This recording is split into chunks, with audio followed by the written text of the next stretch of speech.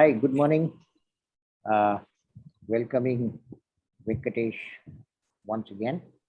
He's Namaskar, been sir. giving us very pointed insight into the various facets of economy, and one of the most troubling and sort of concerning factor of economy is inflation.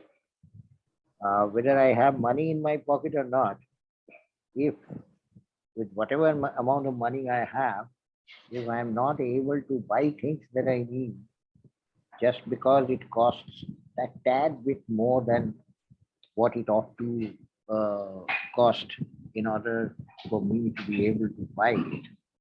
That's precisely the situation which prevails almost everywhere in the world, and specifically in our part of the world, where the will to spend is prevented by the ability to spend.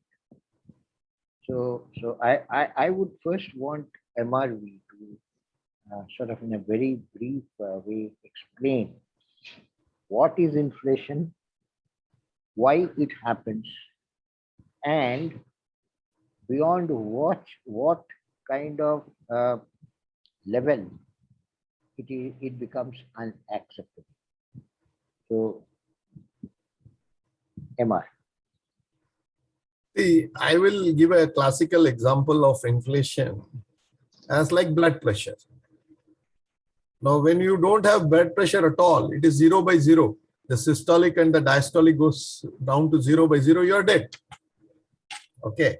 Meaning, a good amount of inflation is necessary, inevitable, and is a function of a growing, robust economy.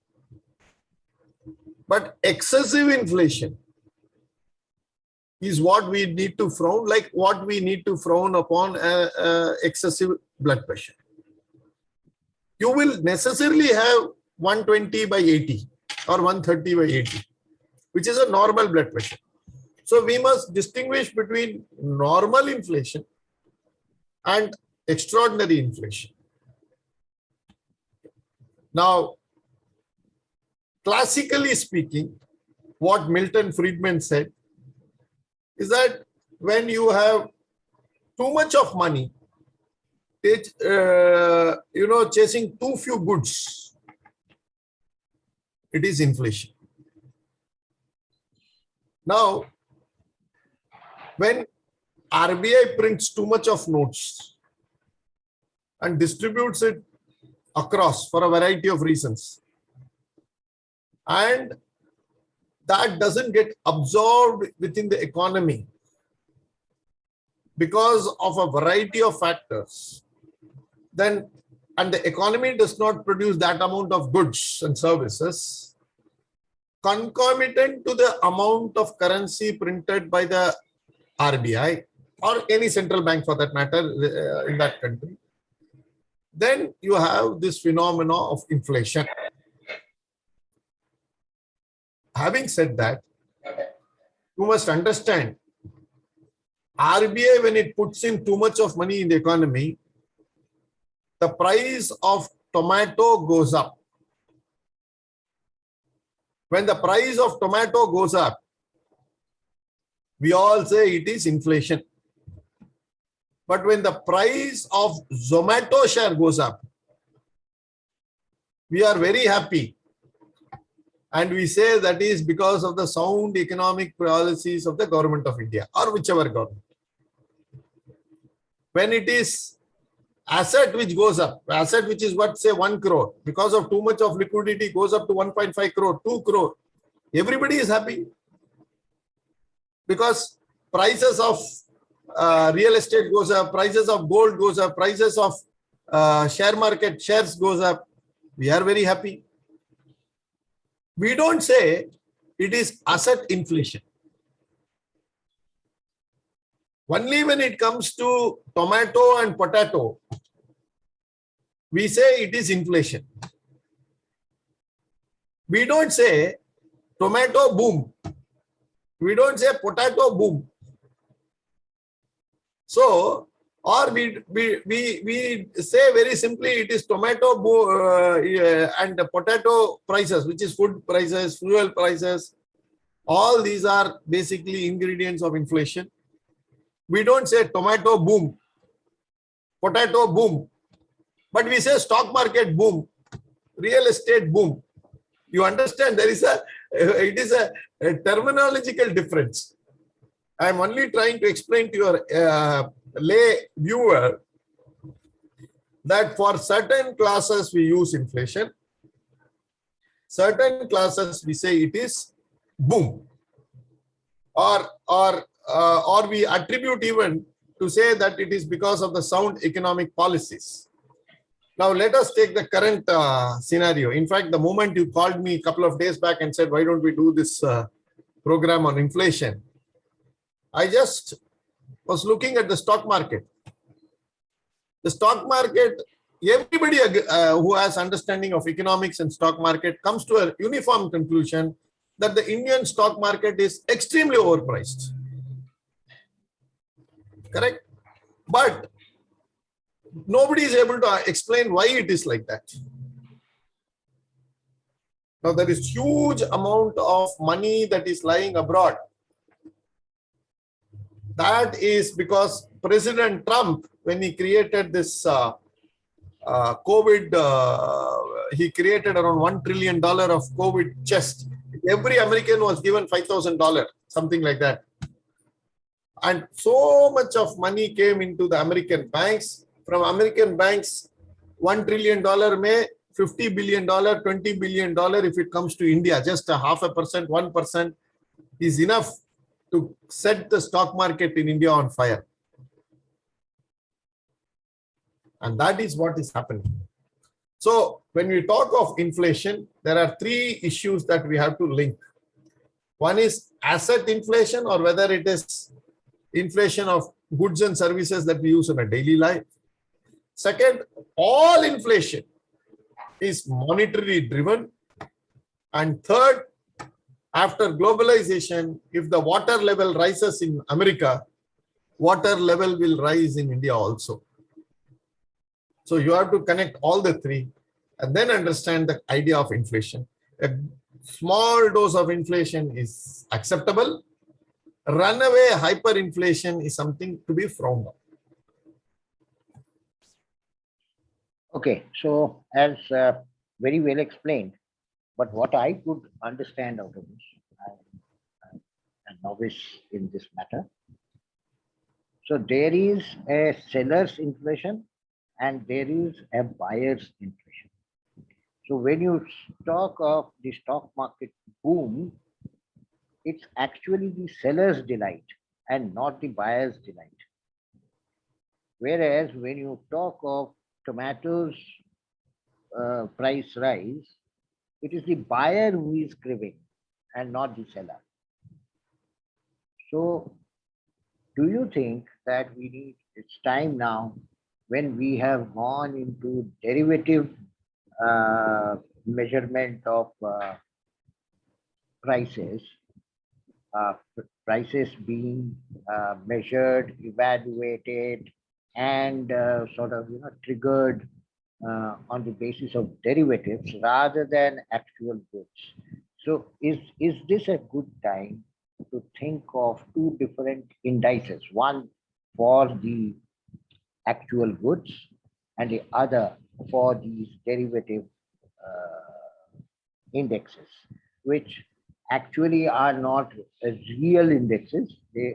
I don't buy a share and get the value of that share just like I buy a tomato and get to eat it. So is it time to think of some new kind of index? Probably you are in line for some Nobel in economics for this type of wonderful thought that we must distinguish between the type of inflation, and probably we should go into asset class and try to do this. Yeah, I fully agree with you. But in India today, if you look at it, there is a wholesale price index and the consumer price index, and then there is one for the agricultural laborers, which is what gives the picture about how bad it is in terms of daily wage earners and what they require. So there is a different type of indexes that floats around, but usually we take the WPI as a standard benchmark to find out what is it at the wholesale price level as the inflation. Probably we may have to add, as you said, different derivative into the whole thing and try to see whether we can create different indexes for different classes of assets and go about it. But at this point in time, I think WPI is more or less well understood and well researched, and more or less it has come to a destination point. I think we should leave it at that. No, but I have I mean, extending my thought a little bit further. Yeah. It could be wishful thinking, but yet I think it's something that gives me a lot of food for thought. You see, where do I use the wholesale price index or the consumer price index? What is the utility of that index? Basically, the utility eventually comes to fixing of compensation for the people who are engaged in salaried activities, because that basket based on which the index is being fixed is basically on a survey out of households. So households giving their view about what is an essential good, what is not an essential good, and then trying to fix the index at an X or an N or an N plus, is all contributing to taking a decision on what should be the compensation for the labor. That is Absolutely.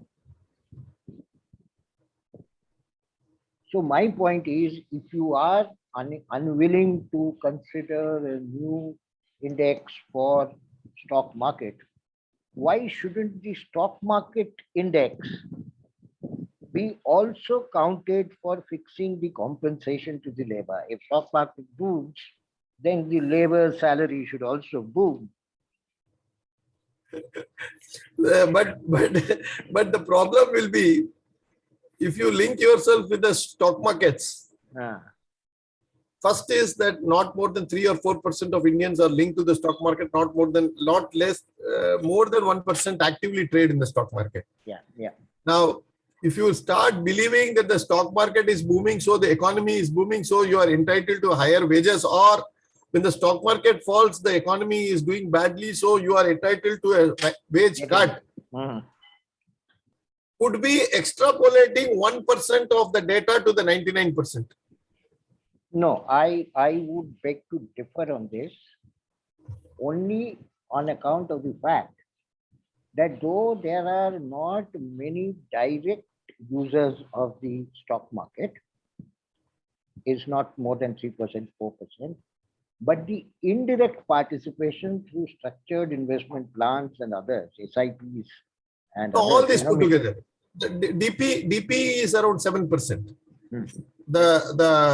Your total what is this stockholding corporation identification numbers, which a number of people are having, individuals having, not more than 7% of the Indian population. Sir, when in the country 60% don't even bank, so you have to understand stock market will be much behind the curve. I understand your point that yes, when the stock market booms, there must be a weightage in the basket to the stock market boom, just like fuel, just like other goods and commodities. There must be a weightage given to the stock market also, then also to the real estate. But if you take real estate for the last 7-8 years, it has been in doldrums, and probably the wage earner would have suffered, who has no aspiration to buy a house, but he has only an aspiration to pay a rent and live in a house. So probably they have only taken in the basket what is called as necessities and left away asset class. Yeah, absolutely. And they have taken only P&L item. They have not taken balance sheet items. Yes. So it's a sort of some understanding that we will only deal with consumables. We'll deal only with items for consumption, so on and so forth. That's a call people have taken. That's why I said it's a settled principle. Now, whether to go back and rework, I said yes. You have somebody who will have to devise a new index, will get a new Nobel on that. Anyway, so now coming back to the implementation of inflation indices, is it time? What is the kind of frequency in which this basket is revised, re-evaluated? How it is sort of mapped to the various waves of technological innovations that keep changing the dynamics of our life. For example, today, internet connectivity and mobile phones, devices, they have become an essential part of life, even for a vegetable vendor, because that vegetable vendor would like to utilize the digital payment platforms in order to do his or her business. So mobile is no more a luxury, mobile is a necessity. And It's your identity. It's your identity. So considering that, have the baskets for inflation been re-evaluated on the basis of changes that have come in the lifestyle of people in general? I am not talking of any specific class of people. I'm talking of people in general, students. Today, work from home, study from home, etc., etc. Everything requires a different set of utilities which are very highly priced and are not mapped in the baskets for evaluating inflation. Do you think it's time to reconsider these aspects? These are being reconsidered once in a way, and the basket weightage for various goods are being restructured once in a way. As you said very rightly, today the price of petrol going from say 70 to 105, 110, what it is in various cities, impacts me lower than say a 100 rupee increase in the bill of my telephone, because I have to pay there are 4 or 5 phones in my home. Each phone is handled by every member of the house. So it is 100 rupee increase is 400 rupee increase in the aggregate. Now, that is something that I would suggest is being captured by the Ministry of Statistics, the weights to be given. I think currently the weights given to the fuel sector is around 14%.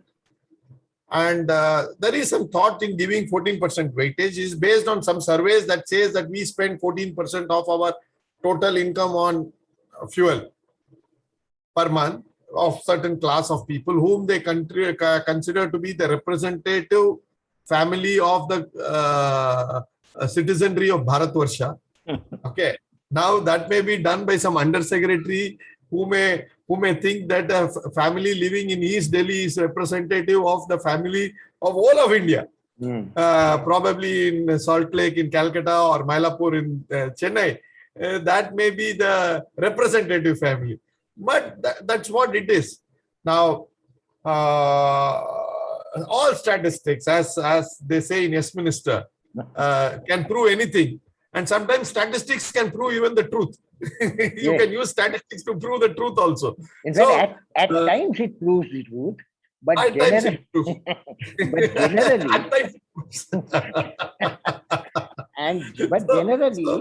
generally, the funniest definition of statistics that I came across when I was in college is that You call a man averagely comfortable if his Yeah. head is in the oven and his feet is in the refrigerator.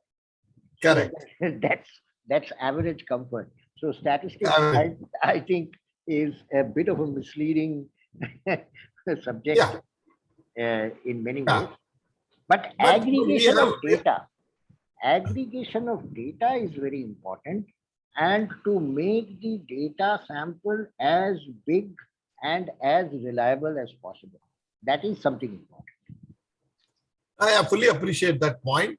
That is a risk with statistics, even for PhD scholars. Yes. When I did my PhD, I always had these two doubts: whether this data that I collected was at source, whether it was collected by people correctly, Correct. whether this is being aggregated properly, because we come only at the third stage of interpreting the data. Yes. Okay, so collection and